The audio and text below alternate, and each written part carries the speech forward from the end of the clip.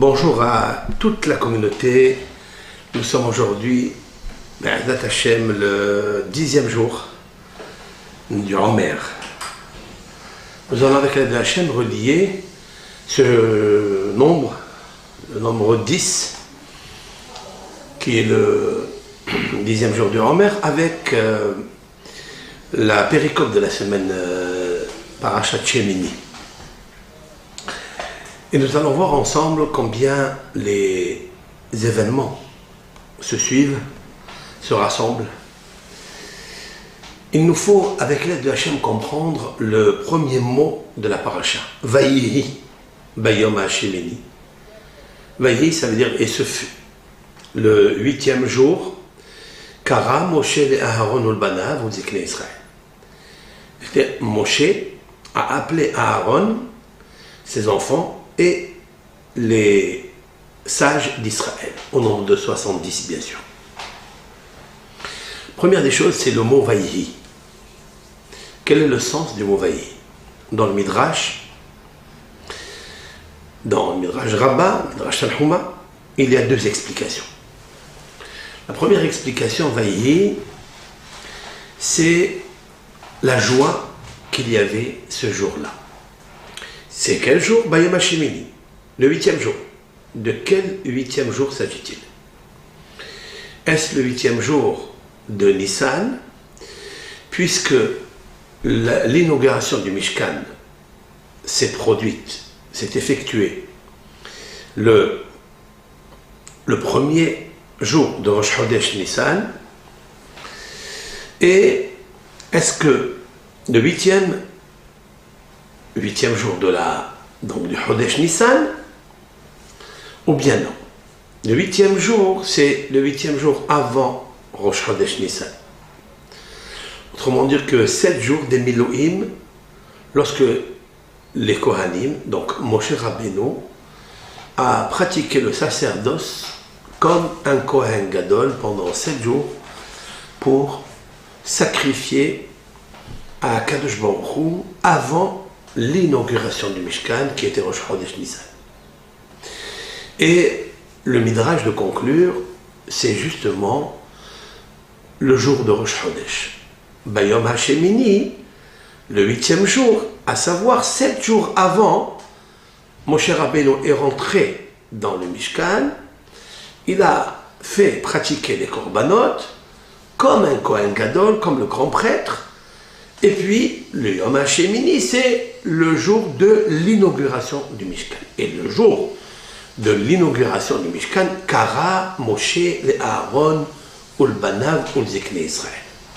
Moshe Rabbeinu a appelé Aaron, cette fois-ci, ses enfants et les Ekenim. Autrement dit que 7 jours avant Rosh Chodesh Nissan, Aaron n'a pas participé, ni lui, ni ses enfants, ni on avait besoin de l'assemblée des sages d'Israël pour le Mishkan. Seulement Moshe qui a servi Hakadosh Baruch Hu pendant 7 jours. Alors, la question est de savoir pourquoi Vayihi? Pourquoi le mot Vayihi dans le Midrash? Et là, il y a 2 Midrashim qui nous disent. Le premier, Vayihi est un langage de Tsar. Normalement, il est un langage de souffrance. Lorsque l'Éternel amène Hasbe Shalom dans le monde une catastrophe, la famine, lorsqu'il amène la guerre dans le monde, dans les textes bibliques, il y a marqué Vayi, comme par exemple Vayi bimé Hachvérosh. Ce fut au temps de Hachvérosh. Chaque fois qu'apparaît le mot Vayi. Alors ici, a priori, il y a une grosse question. Le mot Vayi n'a pas lieu d'être, puisque nous allons lire ensemble ce que la Gemara, dans le traité Shabbat 87, nous dit. Yom she'ukam ha-mishkan, le jour où il y a eu l'inauguration du Mishkan, Rosh Chodesh Nissan Haya. C'était le premier jour de Nissan. Ce jour-là a reçu le cadeau de 10 couronnes. Parmi elles, il y avait une simha lifnei hakadosh baruch hu, il y avait une joie exceptionnelle devant Hakadosh Baruch Hu, kiyom shenivreu bo shamayim va'aretz, comme le jour de la création du monde, lorsque l'Éternel a créé le ciel et la terre. On n'a pas encore vu dans un midrash que le jour de la simha de Hakadosh Baruch Hu d'avoir créé le ciel et la terre, on ne connaît pas la raison pourquoi. Pourquoi Hachem il était tellement content? Où c'est marqué? C'est une couronne. La même chose, l'Éternel était heureux le jour de Rosh Chodesh Nissan, lorsque Moshe Rabbeinu a appelé Aaron et ses enfants et les sages d'Israël pour leur dire « Venez, nous allons rentrer dans le Mishkan ». Il a donné donc la passation du pouvoir du Kohen Gadol, qu'il était, à Aaron à Kohen, qui jusqu'à présent était Lévi, comme lui. Et c'est Aaron qui prend donc le titre et le statut du Kohen Gadol. Et c'est lui donc qui va pratiquer tout le service de la prêtrise à l'intérieur du Mishkan. Ce jour-là, Hakadosh Baruch Hu nous dit le traité talmudique dans le traité Megillah que Hakadosh Baruch Hu était tellement heureux comme la joie qu'il avait, si l'on peut dire ainsi, lorsqu'il a créé le ciel et la terre. Mais le Midrash ne nous confirme pas des indices. Quelle était la joie? En quoi est le sens de la joie que Hakadosh Baruch Hu, il avait lorsqu'il a créé le ciel et la terre? Est-ce que s'il avait créé que le ciel, ou bien que la terre, il n'aurait pas eu la même joie? Ou bien c'est la fusion de ces deux créations qui a créé en Hachem, autrement dit pour nous les êtres humains, une joie, un contentement exceptionnel et unique. Et donc, si oui, il existait cette raison qui lui a provoqué la joie à Kadosh Baruch Hu dans la création du monde, du ciel et de la terre, et cette même joie est rapportée le premier jour de Rosh Chodesh Nissan, qui est un mois exceptionnel. Nous venons de quitter la fête de Pessah, Kasher Vesameh Hatul Am Israël, et nous allons essayer de voir aussi pourquoi le Vaïhi, qui a priori est une joie, parce que nous devons continuer cette joie dans la péricope qui vient dans ce Shabbat à Parashat Shemini. Et donc, il nous est important de connaître, chaque Ben Israël, de connaître quelle est la joie que Hakadosh Baruch Hu a dans le Mishkan. Qu'est-ce qu'il y a eu? Dans ce texte-là, nos sages disent, dans le traité Megillah, sur ce jour-là, de Yom HaShmini, c'est-à-dire le premier jour de Rosh Chodesh, Nissan, Shlomo HaMelech a dit un verset dans les Cantiques des Cantiques. Tse'ena ure'ena, sortez et voyez, Bnot Tzion, Bamelech Shelomo. Sortez les filles de Tzion, autrement dit les Neshamot du peuple d'Israël, qui sont enracinées à Tzion, à savoir dans le Beth Amikdash. Puisque toutes les âmes juives, hommes, femmes, sont enracinées dans l'être qui s'appelle Adam Arishon, qui a été créé à Tzion. Puisque l'Éternel a pris de la terre vierge, de Har HaMoriah, là où se trouve le Beth Amikdash, où doit se construire le troisième temple, et il a créé l'être sublime, Adam Arishon. Et nous étions tous les hommes à l'intérieur de lui. Toutes les femmes, nous étions dans la côte de Adam Arishon, puisque Hava est extraite de la côte de Adam Arishon, et donc la partie de l'intelligence se trouve dans la côte droite de Adam Arishon.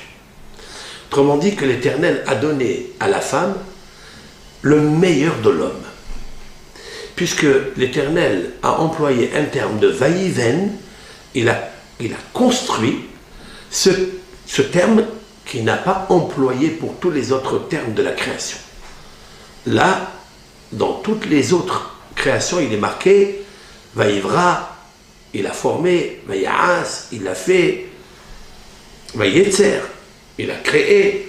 Concernant la formation de la femme, il a marqué Vaïven et Tatsela. Il a construit le Sela. Et nos sages de dire Vaïven Milachon Bina, c'est-à-dire l'intelligence. Il a pris l'homme, il a pris Hachem de l'homme, il a extrait le meilleur de lui-même et il l'a donné pour former la construction de sa propre Neshama, c'est-à-dire la femme. Et donc il lui a fait une passation de pouvoir de l'intelligence à la femme. C'est pourquoi l'homme est obligé de se marier pour récupérer la puce de l'intelligence qui le fait grandir, qui le fait pousser, qui le rend un homme ouvert à toutes les connexions, aux milliards de connexions qu'il y a dans le monde. Il faut se marier pour aller récupérer ce qu'un jour on a extrait de lui. Tout cela, ce que je viens de dire maintenant, s'est passé à Sion. Et c'est la raison pour laquelle Shlomo HaMelech nous dit dans le Cantique des Cantiques, Tse'ena ur'ena benot Sion. Sortez et regardez les filles de Sion, Bamelech Shelomo, dans le roi, regardez le roi, contemplez le roi Shelomo. Est-ce qu'il parle de lui, de l'auteur, c'est-à-dire Shlomo ben David, le fils du roi David? Non. Bamelech Shea Shalom Shelo. Regardez, contemplez le roi à qui appartient l'essence même de la paix. Ba'atara she'itera lo imo, c'est la suite du verset, par la couronne que sa mère elle lui a posée sur la tête. Quel atara on peut poser sur la tête de Hachem, puisqu'on ne parle pas de la mère de Shelomo, physique, Bathsheba. Non, on parle de l'Éternel lui-même. L'Éternel lui-même est le roi qui s'appelle Shelomo. Shelomo, ce nom est la Shlemut, c'est-à-dire la perfection, le complet. Le complet se trouve dans le Shalom, dans la paix. Autrement dit, que Akadosh Baruch Hu est content lorsque la paix règne dans le monde. Et la paix règne dans le cœur des hommes et des êtres dans ce monde. Maintenant, il est aussi, regardez aussi, on dit Obnot Sion, c'est-à-dire les âmes juives, on leur dit, pourquoi on les appelle Benot? L'âme, pourquoi on l'appelle Benot? Parce que Benot vient du mot Binyan, vient du mot Bina, à savoir intelligence. Regardez par votre intelligence, vous, âme juive, à Tzion, là où vous êtes nés, c'est à Tzion. Regardez le roi Shelomo, regardez la paix du roi Shelomo, c'est-à-dire Akadosh Baruch Hu qui s'appelle Shalom. Et regardez aussi la couronne qu'a confectionnée sa maman. Alors qu'est-ce que la couronne? Dit le Midrash, Ze Ohel Moed, c'est la tente d'assignation. Chez Metsuyar Betechelet Ve'argaman Tola'at Shani Vashesh, qui est ornée, qui est dessinée avec de la pourpre écarlate, avec du bleu d'azur et tout ce qui s'ensuit. Nous allons juste un texte normal. Voilà. Ve'argaman Tola'at Shani, avec le lin, toutes les confections qu'on a enveloppées, le Beth Hamikdash, parce que ces couleurs-là ressemblent aux couleurs qui se trouvent dans le trône divin. Bien sûr, le trône divin, ce n'est pas quelque chose qu'il nous faut imaginer et matérialiser. Ce sont des niveaux d'intelligence, de Kedusha. Comme chaque vêtement, comme le lin, il a une faculté, il a des propriétés, il confère à l'homme beaucoup de garde et beaucoup de ségoulottes, comme c'est marqué dans les textes. Il confère à l'homme le calme il rejette de lui les mauvais esprits, toutes les sorcelleries. Le lin est quelque chose d'exceptionnel, le shesh. Le shesh. Mais le shesh aussi, il est le fondement de l'homme, celui qui correspond à la vie. C'est-à-dire, dans le monde céleste supérieur, il est ce qu'on appelle le Yesod, c'est la 6e séphira, elle s'appelle shesh. Shesh, c'est 6. 6, c'est le fondement de la vie. C'est celui qui irrigue, qui donne, comme le fleuve, il irrigue l'océan. L'océan, c'est la malchoute, c'est-à-dire c'est la royauté. L'océan, c'est la Shekhinah. L'océan, c'est en fait là où se trouve la vie qui se multiplie dans la bénédiction des poissons et tous les êtres vivants qui se trouvent dans la mer. Il y a aussi dans le ciel la notion du shesh, à savoir le yesod, le fondement qui irrigue les océans et qui irrigue après les champs. À quoi correspond tout cela? À toutes les tentures, à tous le confectionnement qu'on a eu besoin pour le Beth Amikdash. À savoir, c'est le Techelet, le bleu azur, Algaman, le pourpre écarlate, Tola'at Shani, c'est cette couleur rouge, Veshesh. Biyom Hatunato, la suite du verset, Biyom Hatunato, Biyom Simhat Libo, à savoir, le jour de son mariage. C'est quoi le jour de son mariage de Hakadosh Baruch Hu? Yom, le jour, Shesharta Shechina Babait. Lorsque la majesté divine, la Shechina, la lumière de Hakadosh Baruch Hu, est descendue et s'est imbriquée comme un puzzle dans le Beth Amikdash entier. Biyom Simhat Libo, c'est quoi le jour de la joie de son cœur? Parce que la joie en fait se trouve dans le cœur. Beyom Sheyarda Esh Hadasha Minashamay. Le jour où il y a eu un feu nouveau qui est descendu du ciel et qui a consumé les sacrifices qui étaient faits ce jour-là. Je reviens à tout le Midrash, comme ça, d'une façon concise, d'une façon claire. Le Midrash nous dit que le mot Vaïhi est un terme, cette fois-ci, de joie. Il est un terme de joie parce que c'est Bayom Hashemini, parce que c'est le jour, en fait, après le travail qu'a effectué Moshe Rabbeinu, le mois de Hadar, c'est-à-dire le 23 Hadar, jusqu'à Rosh Chodesh, il y a eu 7 jours de consécration qu'a pratiqué Moshe Rabbeinu dans le temple. Comme si on avait besoin de cette préface que Moshe Rabbeinu doit effectuer les premiers korbanot, autant que Kohen Gadol, puis après, il passe le pouvoir à Aaron et à ses enfants devant l'assemblée des Ekenim, c'est-à-dire des sages d'Israël. Nous allons comprendre pourquoi, le Midrash d'ailleurs s'affaire, pour connaître la raison pourquoi il a réuni aussi les sages d'Israël, c'est-à-dire les 70 Ekenim. Maintenant, ce jour-là, nous dit la Gemara, il y a eu 10 couronnes qui ont été distribuées pour ce jour-là. J'ai retenu la première, c'est celle de... Je vais retenir la première et la dernière. La première, c'est il y a eu une joie dans le ciel, si l'on peut dire ainsi, comme la joie que Hachem avait pendant la création du ciel et de la terre. La même chose, là, le premier jour de Nissan, Rosh Chodesh, eh bien, Akadosh Baruch Hu, il lui a fait une couronne spéciale. C'est qu'il lui a donné une joie comme celle du ciel et de la terre. Je vous ai demandé la question, mais c'est quoi la joie? En quoi consiste la vraie joie de Akadosh Baruch Hu le jour où il a créé le ciel et la terre? La 10e couronne qu'a reçue ce jour-là, Rosh Chodesh Nissan, eh bien, c'est que le Rosh Chodesh Nissan a été appelé Rosh HaChodashim, à savoir la tête de tous les mois de l'année.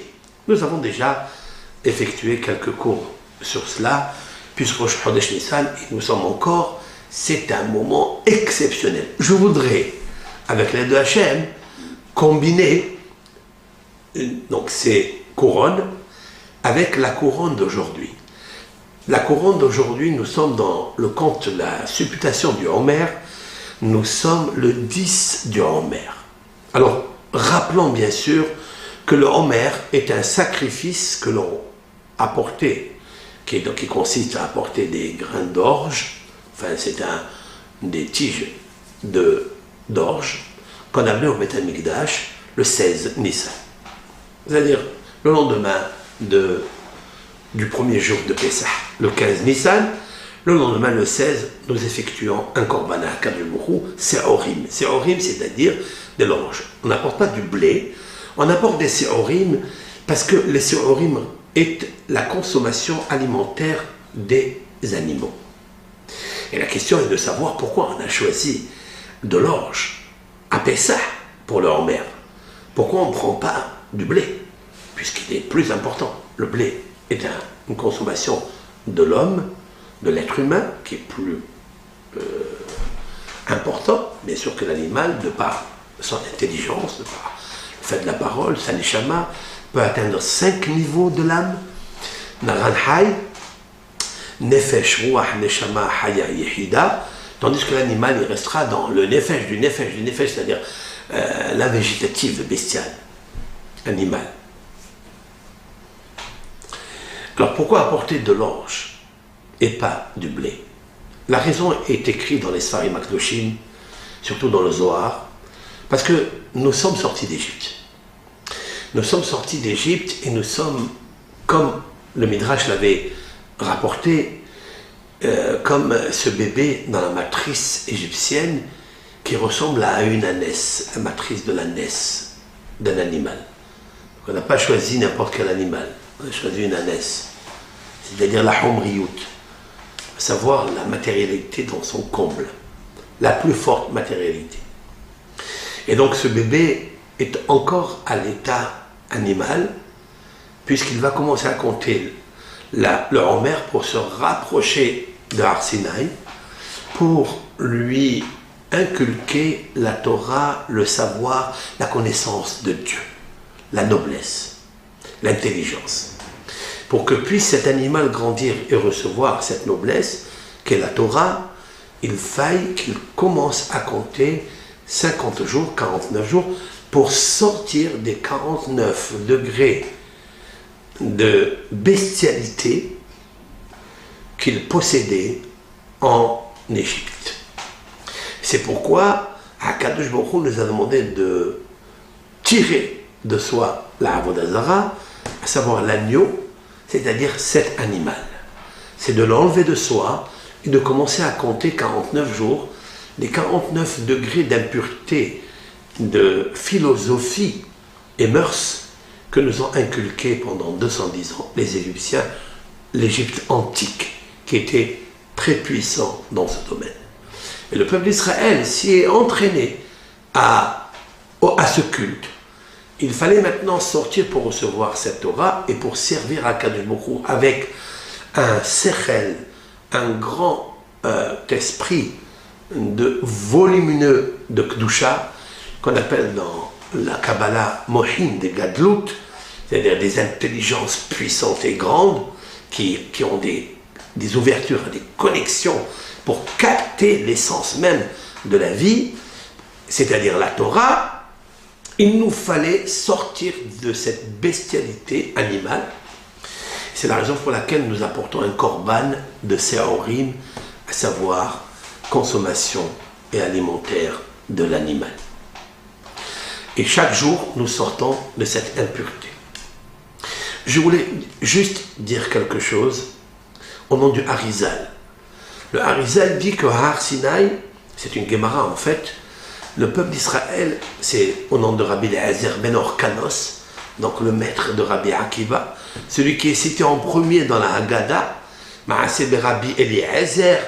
Il y avait une anecdote à Bnei Brak, se sont réunis 5 rabbins, Le premier qui a été cité là, c'est Rabbi Eliezer.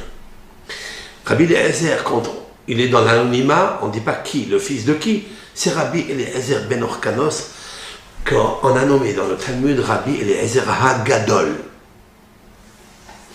Lorsque nous allons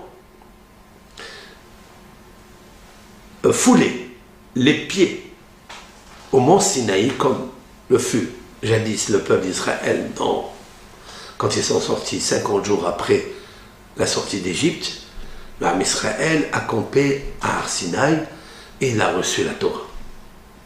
Il faut savoir que à ce moment-là, ils se sont tellement attachés à Akadosh Baruch Hu qu'ils ont oublié ce monde.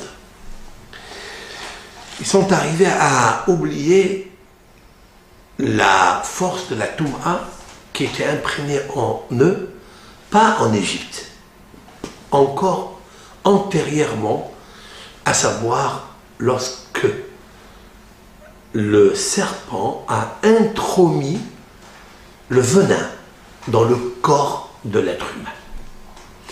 Et cette association intrinsèquement liée entre l'homme, son esprit, ses 4 niveaux d'âme, ou 5 niveaux d'âme, avec l'intromission du venin du Nahash, ils étaient inséparables.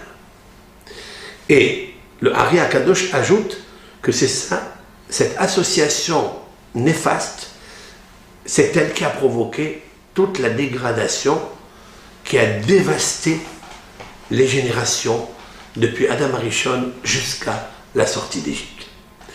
Car toutes les 4 générations qui ont vécu la Sodome et Gomorrhe, la tour de Babel, l'idolâtrie dans la génération de Enoch et le déluge bien sûr, toutes ces 4 générations, la provocation de leur destruction était l'association du venin du serpent avec la Kedusha de la Neshama. On ne peut pas arriver à recevoir la Torah, on ne peut pas arriver à connaître Dieu dans son unicité, on ne peut pas s'aimer, nous les êtres humains, et on ne peut pas faire descendre la Shérina ici en bas tant qu'il y a cette association du venin intromis par le serpent. C'est ce que nos sages disent, Biyom she'amdu Israël ala Har Sinaï, le jour où le peuple d'Israël a foulé les pieds au mont Sinaï, Paska Zohamatan. Leur impureté s'est arrêtée. Ça veut dire quoi? Parce qu'un homme ne peut pas vivre, un Adam, je vais dire en hébreu et je traduis en français. J'ai le texte de nos sages. Un Adam dar et une nahash bikfifa ahat. J'explique. Aucun homme ne peut habiter, cohabiter, associer avec un serpent dans le même panier. C'est impossible. Autrement dit que le Ari Akadosh dit, ça veut dire vivre avec un serpent. Ça veut dire, pourquoi un homme, il est confronté au serpent toute la journée? Est-ce qu'il y a des serpents parmi nous? La réponse du Ari Akadosh, c'est qu'un homme a été intromis depuis le faute de Adam Arishon par le venin du Nahash. Donc il habite avec toi. Tant que tu ne l'as pas retiré, tu ne peux pas recevoir l'intelligence suprême de la Torah. Autrement, tu ne peux pas connaître Dieu. Et autrement, tu resteras jaloux. C'est celui qui va courir derrière la récolte des honneurs, il va courir derrière la luxure, il va courir la débauche sexuelle, il va courir vers la prostitution, il va courir pour tout. Tant qu'il est associé, il n'a pas déraciné en lui ce venin qui est attaché, mais solidement attaché à lui. À quel moment le peuple d'Israël a réussi à se débarrasser de cela? Dit Rabbi Eliezer HaGadol, lorsque le peuple d'Israël a dit « Naase venishma » nous ferons et nous comprendrons. Autrement dit qu'ils ont dépassé l'être humain, parce que c'est un langage que seulement les anges, qui n'ont pas cette intromission du venin en eux, ils ne sont pas associés à la matérialité, ils ne sont pas associés au hamor de Mitzrayim. C'est eux qui disent, nous ferons d'abord et après nous obéirons nous obéissons d'abord et après nous écouterons l'ordre divin. Comme ça c'est marqué chez les Malachim dans les prophéties d'Ézéchiel et d'Échaïa à Navi. Donc le peuple d'Israël est arrivé autant qu'être humain, après avoir purgé 210 ans dans la matrice de la naisse, c'est-à-dire le comble de la matérialité. Où là, dans l'Égypte, c'est la nudité de la terre. Le peuple d'Israël a réussi à sortir de là, mais pour arriver à enlever toute la tâche, l'impureté du serpent, il fallait commencer à compter 49 jours. Nous sommes aujourd'hui aussi, dans cette période, a eu lieu la catastrophe mondiale des élèves de Rabbi Akiva. La mort de 24 000 élèves de Rabbi Akiva. La jalousie et au lashon hara est de nous orienter vers la catastrophe. Comme l'a dit Rabbi Akiva à ses élèves, lui qui a toujours prôné que l'amour de son prochain est le grand principe dans la Torah, eh bien, lui-même a dit à ses 5 élèves qu'il a récupérés dans le sud d'Israël, puisque tous ces élèves, les 24 000, sont morts dans le nord d'Israël. Mais lorsque Rabbi Akiva voulait d'autres élèves, notamment le Talmud dans le traité Evamot 63b nous le raconte, c'est que Rabbi Akiva a dit à ses 5 élèves, à savoir Rabbi Yossi à Galilée, Rabbi Yehuda, Rabbi Meir, Rabbi Shimon et Rabbi Elazar ben Shamoa. Il leur dit à ses 5 élèves, ne soyez pas, 2 choses il leur demande, ne soyez pas comme les autres 24 000 élèves qui sont morts, parce qu'ils avaient l'œil étroit par rapport à leur prochain. C'est quoi l'œil étroit? Sarat Aïn. Ils avaient le Aïn Hara sur les autres. Comment on a le Aïn Hara? On parle ici des grandes personnalités. Quel Aïn Hara? De quoi s'agit-il ici? Eh bien, la suite le confirme. Rabbi Akiva, il leur dit, vous, diffusez la Torah que vous possédez dans le monde entier. Et c'est ça en fait l'idée de Rabbi Akiva initiale. Lorsqu'il dit tu aimeras ton prochain comme toi-même, Zeklal Gadol Batorah. Zeklal Gadol Batorah, dans la diffusion de la Torah, en ajoutant un mot ici. Lorsque tu as appris quelque chose, diffuse aux autres, transmets aux autres. Et c'est ça qu'il leur dit Rabbi Akiva, vous les 5, transmettez la Torah que vous connaissez. N'ayez pas l'œil étroit par rapport à votre camarade. Donnez, donnez, donnez, donnez, donnez. Il est marqué dans la Gemara en ces termes. Amdou, se sont levés, ça veut dire ils ont pris la conviction, l'engagement, ou mil'u et kola olam Torah. Et ils ont rempli tout le monde entier la Torah. Qu'est-ce que ça veut dire? Explique le traité talmudique Sanhedrin, lorsque nous avons plusieurs livres où sont compilés les midrashim, les psukim, comme Torah Kohanim, comme le Sifri, comme le Sifra, comme la Braïta, comme la Mishnah, ce sont des études que les Hachamim ont fait dans le Beth HaMidrash ou en dehors du Beth HaMidrash. Ça a été compilé au nom de Rabbi Meir, par exemple. Dans l'anonymat, la Torah orale, il faut savoir que l'auteur de la Torah orale, pas celui qui a rédigé, celui qui a compilé toute cette Torah orale, c'est Rabbi Meir. Stam Mishnah Rabbi Meir. C'est vrai que l'organisateur, codificateur de toute cette Torah, c'est Rabbeinu HaKadosh, qui était l'élève de Rabbi Shimon Bar Yochai, qui était le Gilgul de Rabbi Akiva.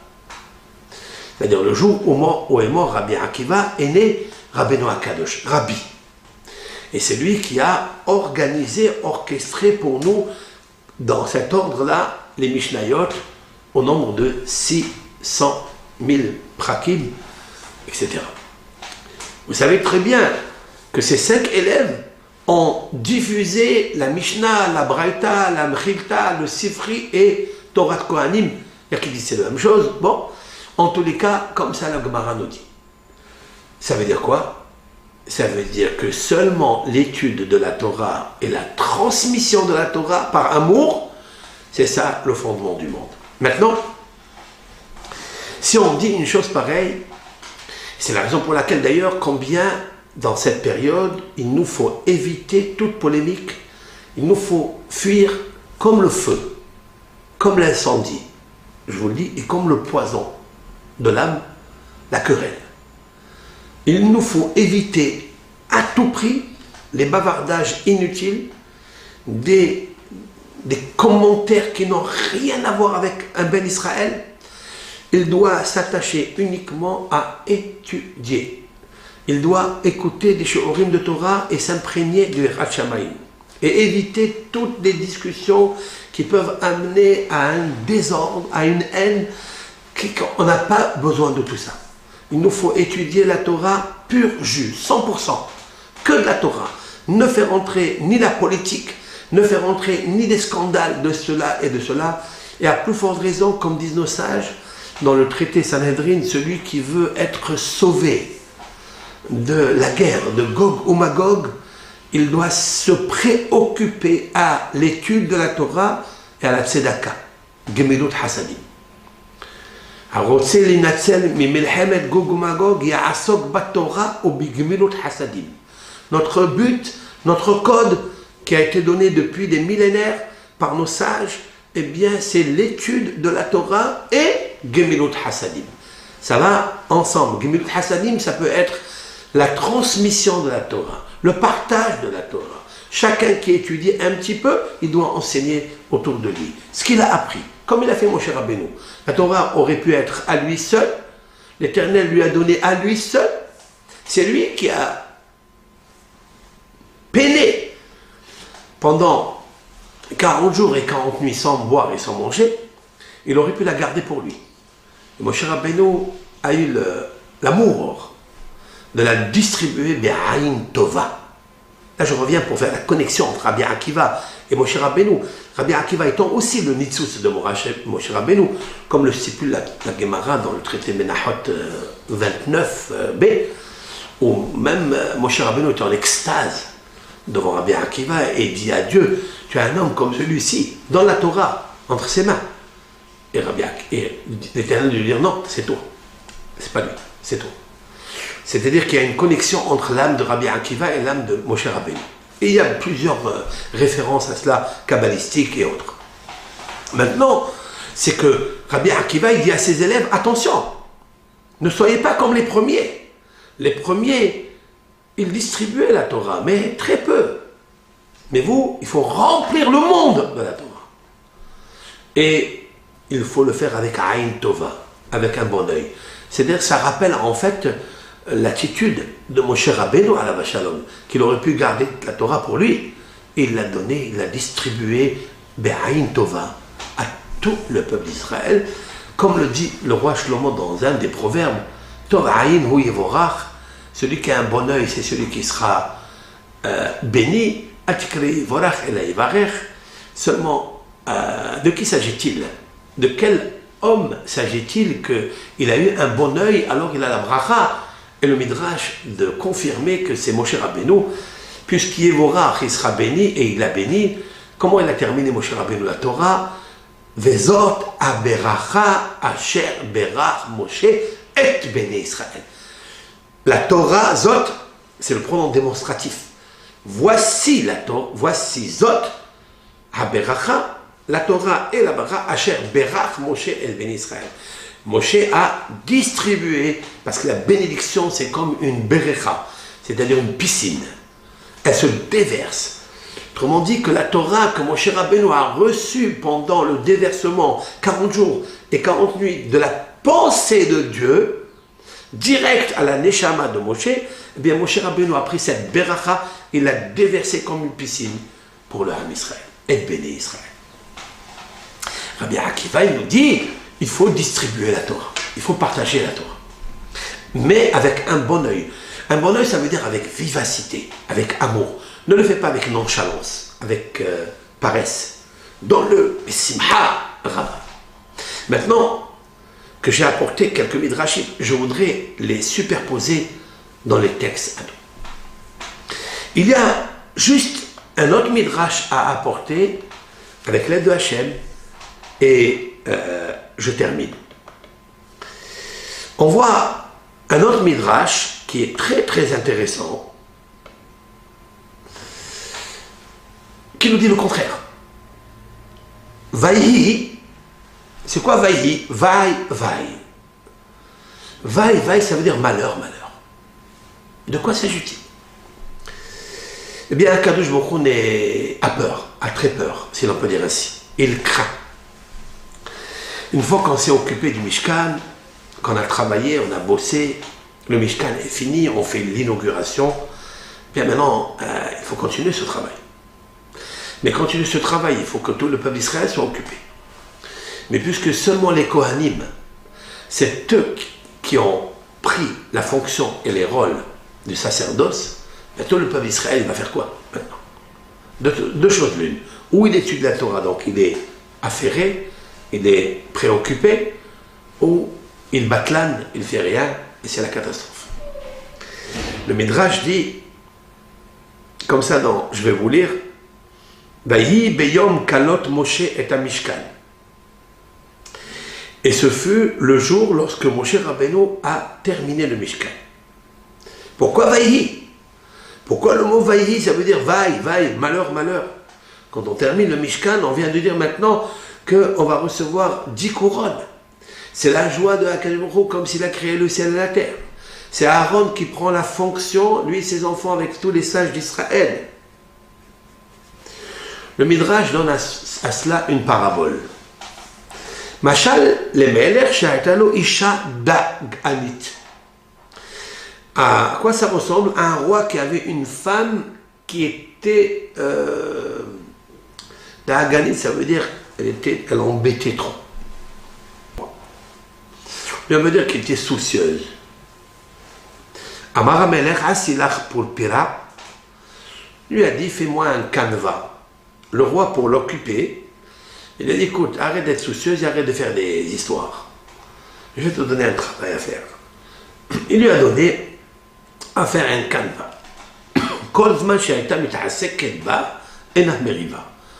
Dit tout le temps qu'elle était préoccupée à faire ce canevas ou à faire cette peinture, elle ne se disputait pas.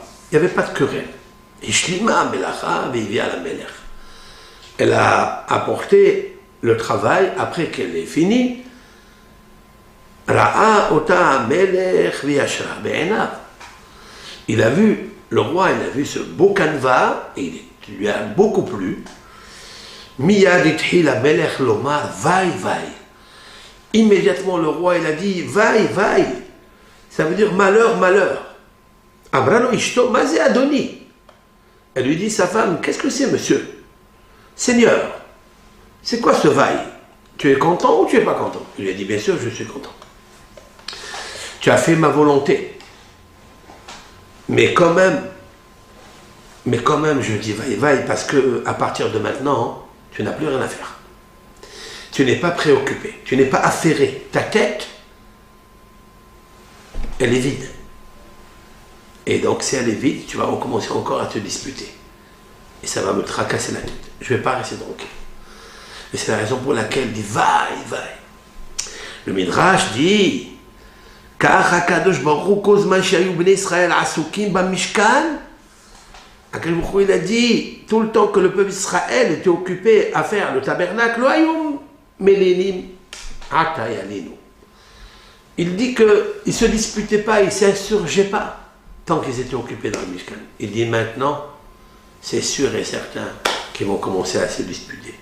C'est la raison pour laquelle Vayi beyom kalot, Moshe l'Éternel était soucieux et il a dit vaille, vaille.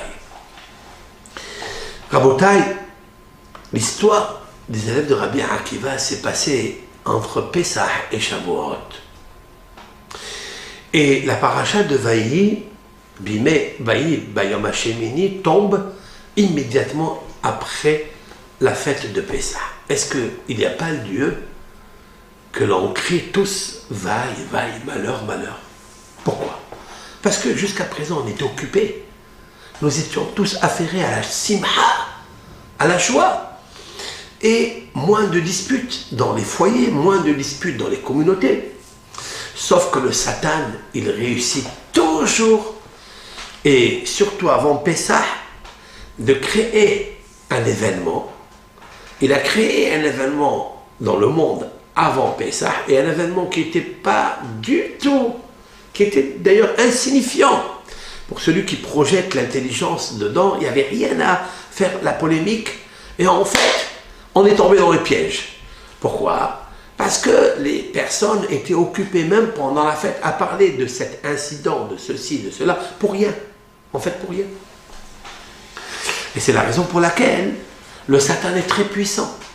Même pendant notre occupation dans la simha, il a essayé de mettre de la haine et de tsarat aïn l'un dans l'autre, puisque tous les commentaires sur les réseaux fusent et qui n'ont rien à voir avec la fête de Pessah ni avec le peuple d'Israël. Le peuple d'Israël a besoin d'une seule chose, d'écouter la Torah pure jus. 100% jus, sans politique. La politique, les gens politiques sont des gens polis, mais ils ont tous un tic. C'est qu'ils fabriquent des choses pour se positionner. Moshe Rabbeinu n'a pas cherché une chose pareille. Rabbi Akiva a toujours prôné, a toujours prêché qu'il faille étudier la Torah et la diffuser. La Torah, comme elle était reçue au Har Sinaï. La Torah est reçue au Har Sinaï 100% Torah. Il n'y avait pas des mélanges. Il n'y avait pas l'association de l'intromission du venin dans la Torah transmise de Moshe Rabbeinu. Il n'y avait pas tout ça. C'est la raison pour laquelle les élèves de Rabbi Akiva sont morts dans cette période. Parce qu'ils ont introduit en eux l'étude de la Torah avec la jalousie, avec l'imperfection. On ne pourra pas dire sur cette génération, Rabbi Akiva, Bnot Sion, les filles de Sion, sortez et regardez, Hameler Shalom Shelo, c'est-à-dire le roi à qui appartient l'essence même de la paix, de la colombe, de la blancheur, de l'innocence, de la beauté. On ne peut pas le dire. On ne peut pas dire que vaille, bayom hashemini, vaille. C'est-à-dire en associant la période de Rabbi Akiva avec la période du Homer, qui est la consommation d'un aliment de l'animal, que nous étions dans la matrice de l'ânesse en Égypte, nous allons le continuer. Dieu préserve. Et c'est là où il faille être très strict et très prudent d'arrêter toutes les discussions qui peuvent apporter à quoi? De ne plus être préoccupé au canevas, à la Torah. Comme cette femme qui était Tardani Dag Anit. Le Yetzer Hara, il est très puissant. Il nous crée des événements pour qu'on puisse aller vers ces événements, discuter des heures et des heures et des heures et des jours, des fois des années, pour rien. Pourquoi? Pour te désoccuper du canevas. Alors, Akadosh Baruch Hu dit, vaille, malheur. Maintenant, il y a un autre malheur qui s'est produit dans la paracha. C'est le malheur de la mort des deux enfants de Aaron. Une grande catastrophe. Et qui étaient des grands tzaddikim. Cette paracha est rappelée à Haremot. On le voit dans Haremot le jour de Kippour. Le jour du grand pardon. Le jour où, la veille du grand pardon, nous avons demandé à chacun parmi nous la réconciliation. Les époux, l'élève et le maître, les communautés, les amis, les associés. On s'est demandé pardon ensemble pour passer la colombe du Kippour, la blancheur, l'innocence, le shalom, le pardon. Et puis, dans la paracha, on cite l'histoire de la mort des Nadav et Avihu, des enfants de Aaron. pour nous dire caché c'est local chez Sadikim qui ont chez les Haraf Bo Bet Mikdash. Pour l'Éternel et pour le peuple d'Israël, c'est difficile la disparition de Tzadikim comme le jour de la destruction du temple. C'est incroyable. Pourquoi? Et qu'est-ce qu'il vient nous enseigner? Et en fait, Vahi, dit le Midrash Tanhuma, ce mot Vahi qui est au début de la paracha, certes, il est collé avec l'inauguration du Mishkan, il est collé avec le Shalom de Akhlibru, avec la résidence de la Shekhina qui est descendue, mais il y a plus que ça. C'est qu'il est relié aussi avec la mort de Aaron, donc il y a une grande tsar, il y a une très grande souffrance. Une très grande souffrance pour Akadosh Baruch Hu lorsque Aaron a perdu ses 2 enfants. C'est la raison pour laquelle cette paracha, Moshe Rabbeinu, a été d'une intelligence incroyable.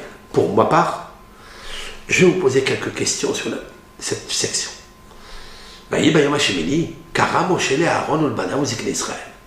Moshe Rabbeinu, il appelle Aaron, ses enfants, et Zikne Israël. Demande Rabbi Haim ben Attar. Alors, Shalom, je vais vous lire ce que dit Rabbi Haim ben Attar sur cela. Pourquoi il a appelé Aaron?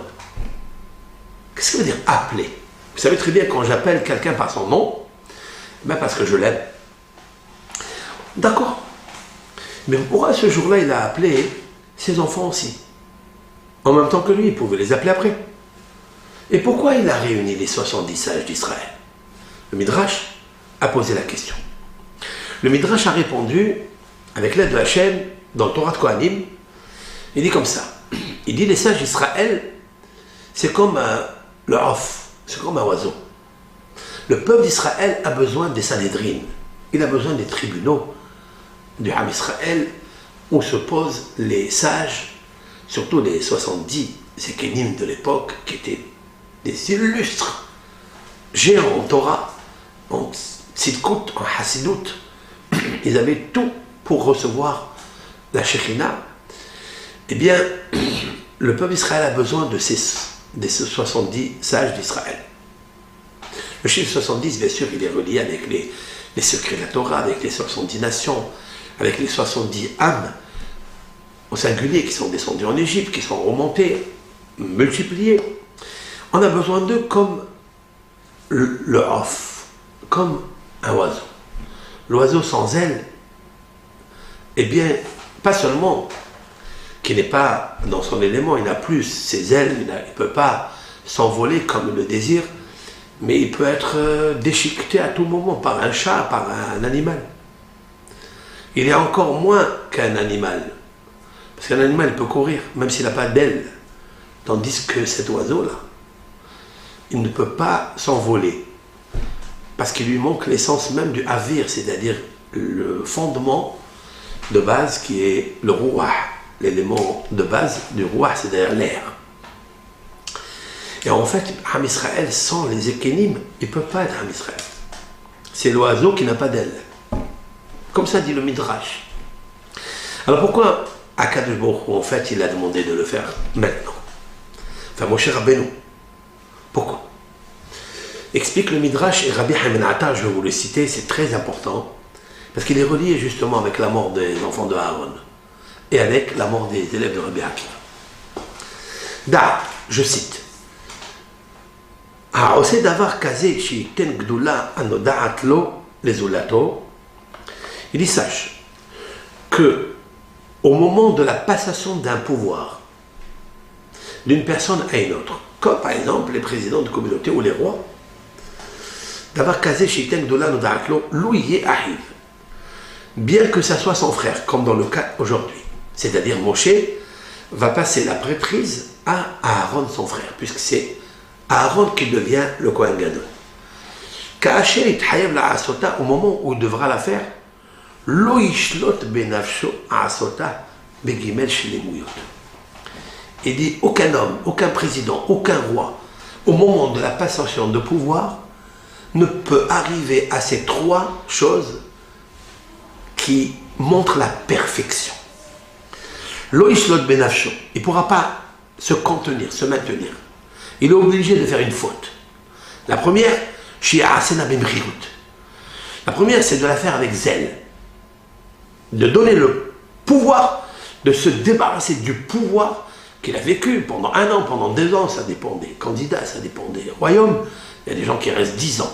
Donc il est tellement incrusté dedans, tellement habitué à être le roi, à être le chef, à ce qu'on le serve, à ce qu'on se prosterne. Il a tous les plaisirs qu'il veut. Au moment du passation de pouvoir, il ne va pas la faire avec rapidité. Il va la faire avec nonchalance, avec paresse. La première, c'est là. Hachénit, la deuxième, il dit, parce que il est obligé de commencer par lui dire des choses du haut vers le bas, ou du bas vers le haut. Commence des petites choses, à lui dire voilà, je vais vous présenter là.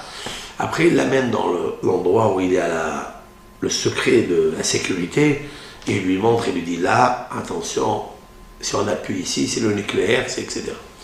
Donc il va lui faire avec un ordre croissant, ou décroissant, ça dépend comment on le voit. La troisième,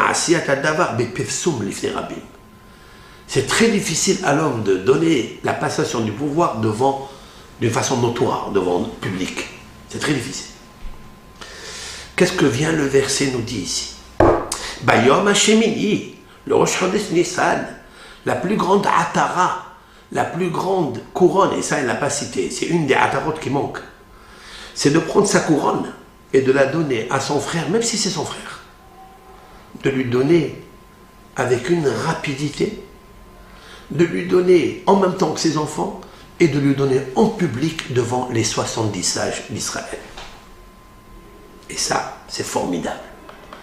Ça veut dire que Moshe Rabbeinu alav shalom a enlevé de lui toute la matérialité que l'on peut posséder lorsqu'on devient roi et qu'on maîtrise la royauté pendant 10 ans ou 15 ans. C'est très difficile d'enlever le pouvoir, de se retirer du pouvoir. Très difficile. C'est comme un professeur de, je ne sais quoi, de cardiologie qui a son immeuble, son hôpital. Et il arrive à un moment où il ne peut plus. Ça va être très difficile de dire, bon, là aujourd'hui je ne peux plus, je vous donne tout en un coup. Ah, il devra rester un petit peu là-bas, le temps de s'adapter, il ne vient pas toute la semaine, il vient quelques jours, quelques heures par semaine, des fois 1 jour par semaine, et après, au fur et à mesure, il se retire. Parce que c'est très difficile de lâcher le pouvoir. De léguer un pouvoir, c'est difficile. Même si c'est son frère. Et en plus de le faire en public, plus encore. Moshe Rabbeinu s'était habitué pendant 7 jours auparavant de servir à Kadosh Baruch Hu des korbanot avant Rosh Chodesh Nissan, puisqu'on est le 8e jour. Le 8e jour des consécrations qu'a pratiqué Moshe Rabbeinu. Donc pendant 7 jours, Moshe Rabbeinu pourrait s'infiltrer à l'intérieur de son sens de l'âme. De dire maintenant que je sais le faire, pourquoi je ne reste pas? Ça arrive. Quand on commence à s'habituer à un travail, on sait bien le faire, on se dit, je suis que moi qui sais le faire. Et tous les autres autour de soi, on essaie de les évincer, les évacuer. C'est la nature de l'homme. Vient Kadosh Baruch Hu lui dit, Moshe, tu te rappelles le petit Vaïkra, le petit Lévitique, dans le Lévitique, le Vaïkra, le petit Vaïkra, tu te rappelles ce que tu m'avais dit? Pourquoi ne pas écrire Vaïkra en entier, comme si Dieu l'appelle de Ohel Moed, la tente d'assignation, le Ohel Moed, c'est la couronne que l'Éternel a posée, que la Shekhinah a posée sur l'Éternel, comme on a dit tout à l'heure dans le Midrash. Il lui dit, Moshe Rabbeinu, je ne veux pas que tu écrives que tu m'as appelé à moi, parce que je vous ai dit une raison, faites maison, parce qu'il a eu peur du Aleph, de Aaron. Aaron, son frère. Qui va servir dans le Beth Amikdash? C'est pas moi, Moshe. Moi, je suis roi. Donc, je ne peux pas faire aussi le grand prêtre. Si tu dois appeler quelqu'un, Akadosh Baruch Hu, Ribono Shel Olam, si tu dois appeler quelqu'un, c'est Aaron. Qu'est-ce que je fais, moi, ici? Et c'est ce qui s'est passé après. C'est la raison pour laquelle on lui a dit, quand même, tu es tellement fort, Aaron, ne t'inquiète pas. Il ne va pas s'inquiéter pour ça.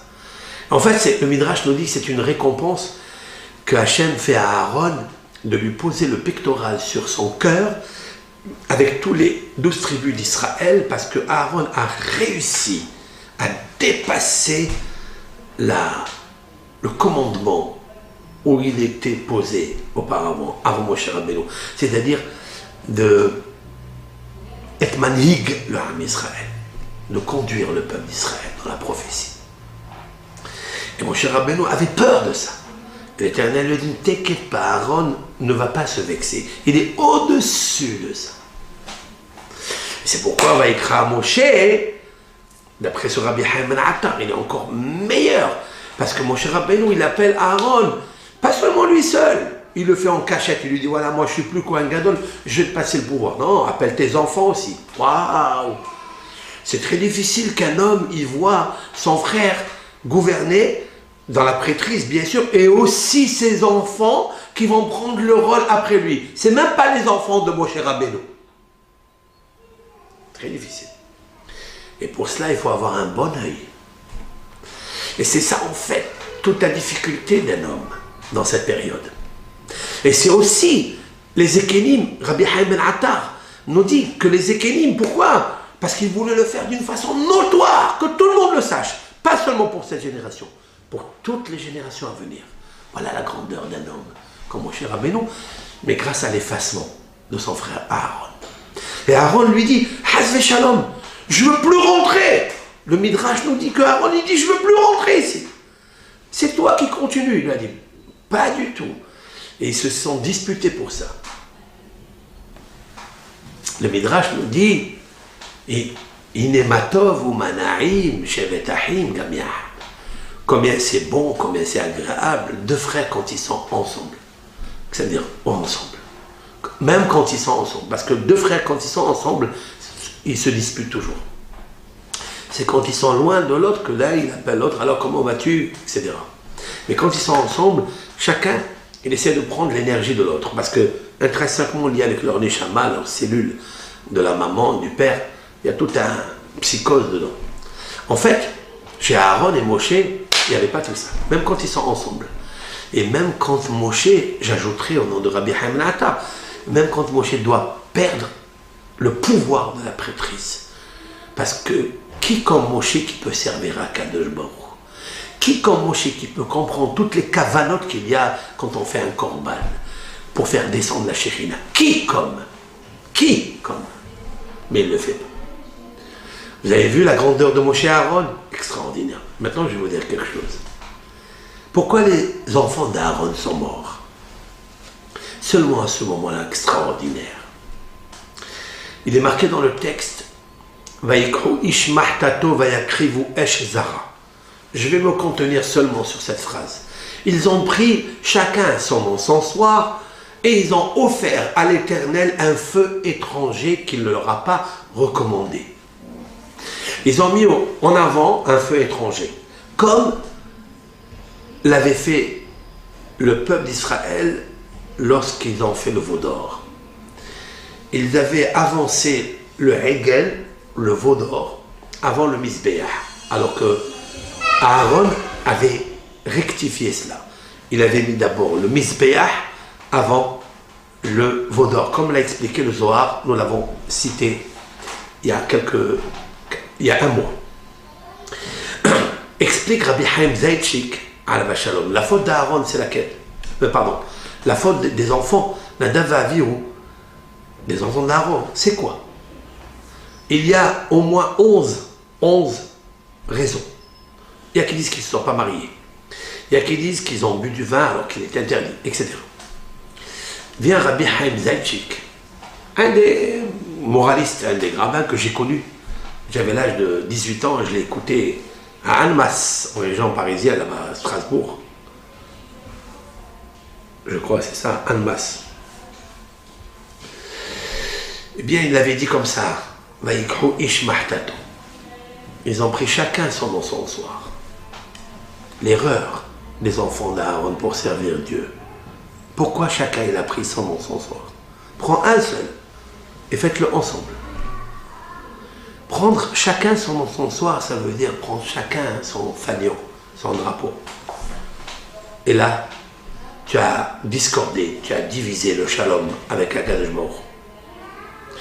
Le même shalom que Moshe Rabbeinu a cherché à donner à Aaron lors de la passation du pouvoir, de le faire rapidement, de le faire le même jour, et en même temps avec ses enfants, et en même temps en public, devant les sages d'Israël, ça, il vous manque un petit peu de ça. Il vous manque un peu de ça. Alors si quelqu'un prend son encensoir, chacun à part, pour faire les parfums, pour faire ses cours et pour faire ses je ne sais quoi, pour divulguer ce qu'il doit divulguer, il faut savoir, ça s'appelle ça, en bon français, un feu étranger, qui n'a rien à voir avec le consentement de Akadosh Baruch Hu, avec le shalom de Akadosh Baruch Hu. Parce que dès lors que tu as pris chacun son encensoir, tu as divisé le shalom entre vous. Et c'est la raison pour laquelle il est marqué vaï, vaï, malheur, malheur, malheur, malheur. Et c'est ce que Rabbi Akiva est en train de corriger dans cette période. Il a dit à ses élèves, ne soyez pas comme les autres qui avaient un mauvais œil l'un à l'autre. Ça veut dire quoi? Rabbi Akiva est écrit dans le Talmud qu'il avait 12 000 pères. 12 000 pères, ça veut dire combien? Ça veut dire 24 000. Demande les commentateurs, pourquoi tu ne dis pas 24 000? Pourquoi tu dis 12 000 pères? Pourquoi 12 000 pères? Explique Rabbi Yosef Haïm de Bagdad, dans son livre intitulé Bene Yoda sur la Gemara Yivamot. 12 000 pères, ça veut dire qu'il a voulu mettre chacun avec un encensoir. Ça veut dire en couple. Ne soyez pas chacun 24 000 élèves, on aurait pu penser chacun étudier à part, seul.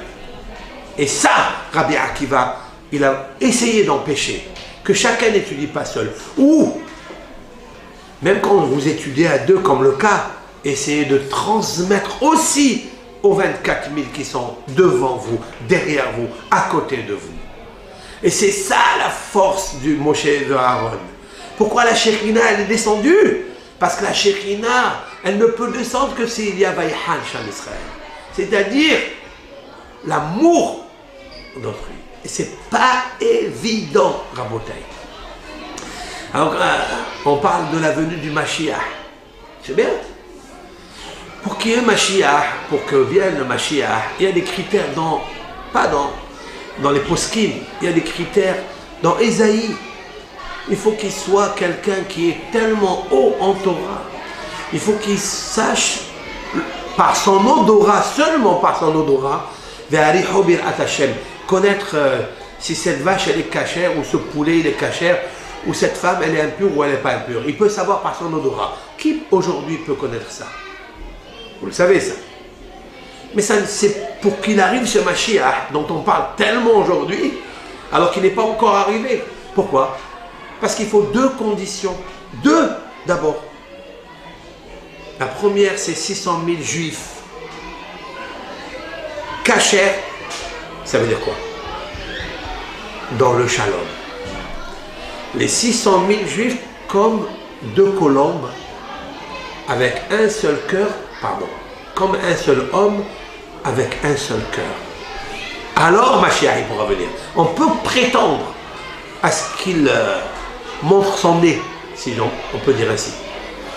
Tout ce qui se discute ici et là, tout ça c'est des discussions qui favorisent d'autres discussions inintéressantes. Bichlal, inintéressantes. Occupons-nous de semer la paix dans les cœurs, de semer l'amour dans nos cœurs. Parce que, pas seulement que ces discussions vont éloigner le Mashiach, ils ne vont pas le rapprocher. Le rapprocher, c'est sûr et certain que non. Mais l'éloigner, c'est sûr que oui.